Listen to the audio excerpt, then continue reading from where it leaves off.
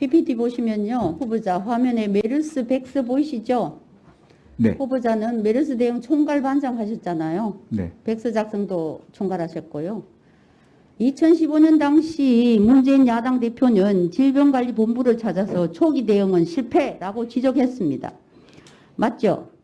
그런데 이번에는 후보자가 감염병 대응 업무에 역량이 있다고 해서 오늘 인사청문을 요청했습니다.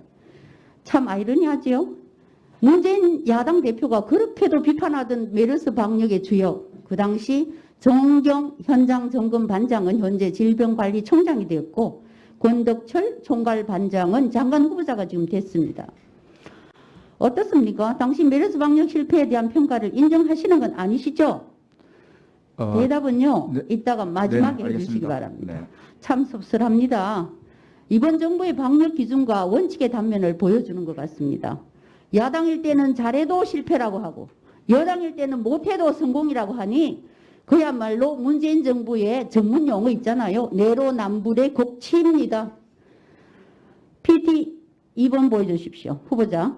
이 메르스 백서 작성할 때 얻은 교훈대로 잘해왔다고 생각하십니까? 백서에 교훈이 있다. 이 메르스로부터 교훈을 얻다. 책 제목입니다. 해놓고 현재 감염병의 치료제 백신 확보 상황은 어떻습니까? 온 국민을 실망시키고 있지요. 5년간 복지부 주요 R&D 예산이 2조 5천억이었습니다. 보건의료 R&D를 담당하는 보건산업진흥원장으로 있으면서 코로나 백신 치료제 개발에 전혀 안 돼 있잖아요. 감염병 치료 R&D로 선거 대응하겠다고 언론 인터뷰, 선제 대응하겠다고 언론 인터뷰도 여러 차례 하셨던데 뭘 하신 겁니까? 보세요. 코로나가 작년 12월에 중국 우한에서 발생했는데 올해 7월 말이 되었어야 코로나 R&D 공고를 냈습니다. 확실한 직무유기 아닙니까? 8개월 동안 뭘 하셨습니까 도대체? 지금 국민들이 하루 몇십 명이나 사망하고 확진자가 매일 1,000명이 넘어가고 있는데 대체 메르스를 경험하고 백서까지 쓰면서 무슨 교훈을 얻었다는 겁니까? 세 번째 슬라이드부터 갑니다. 덧붙여서 후보자, 제가 저희 의원실에서 낸 기사 보셨습니까? 보건복지부 차관도 하셨고 보건산업진흥원장, 자타가 인정하는 국내 최고의 감염병 전문 고위 공직자께서 지난 10월 중동 출장을 다녀와서 노마스크로 행사 참석하셨죠. 화면 보세요. 국민들께서 뭐라고 생각하시겠습니까? 일반 국민들은 자가격리 2시간 어겨도 200만 원 벌금 물고요. 마스크 안 쓰면 10만 원 과태료 냅니다. 해외 출장에서도 노마스크, 아부다비에서요. 마스크 쓰지 않으면 80달러 벌금입니다. 알고 계셨죠? 국제적 망신입니다. 마스크 안 끼고 아부다비에서 활동하셨잖아요. 이건 하나를 보면 열을 안다고. 이거 국제적 망신입니다.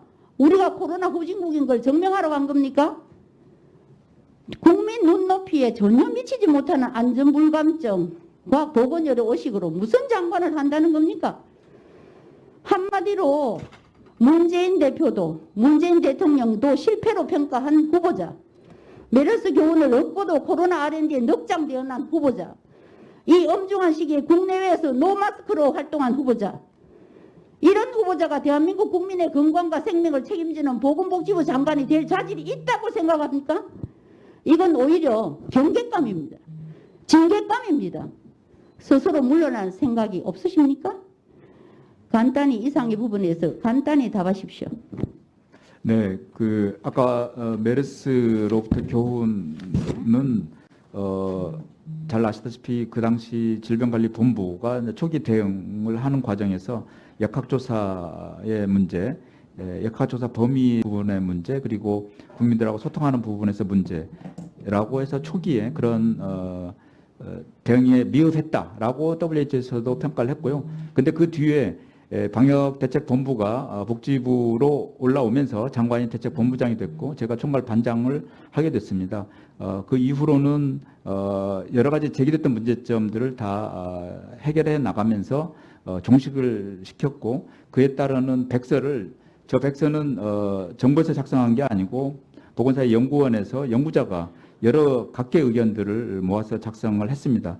그에 따라서 현재 지금 하고 하나 더 있다고 보고요. 문제가 있는 거는 인허원장 하면서 치료제 개발 안 됐다는 겁니다. 네, 그 부분 말씀드리겠습니다. 5년간 어떻게 R&D 예산이 2조 5천억이잖아요. 올해 지금 이제 내년 예산 7천억 넘죠.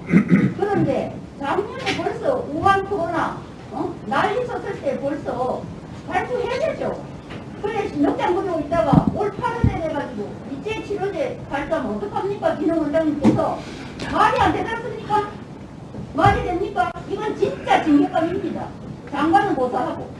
네, 그 부분 말씀드리겠습니다. 그 R&D를 발주를 하려면 그 앞에 RFP라든지 이런 것을 제안서를 이렇게 충분히 만들고 그에 따라서 시행 준비가 된 데를 지원하게 됩니다. 이 R&D는 감염병 관련해서는 그간에 연구자라든지 기업이라든지 이런 데서 굉장히 적은 숫자가 이걸 해왔었습니다. 그런데 코로나가 이렇게 악화되면서 정부 범정부적인 차원의 그런 R&D를 편성을 해서 운영을 하게 됐고요. 그래서 이제 준비하는 과정이 좀 늦어서 저렇게 했다는 거고, 준비된 그 제약이라든지 연구자랄지 이런 데에서는 저희들이 바로 지금 그 뒤에 했다는 말씀을 드리고요. 네. 해외 출장 부분은 공식적인 행사에서는 제가 마스크를 썼습니다. 그리고 저 식사 장소라든지 그리고 진흥원의 지사에 가서 그 사진 촬영을 해서 잠깐 저렇게 벗었는데 저 부분은 송구스럽게 생각합니다.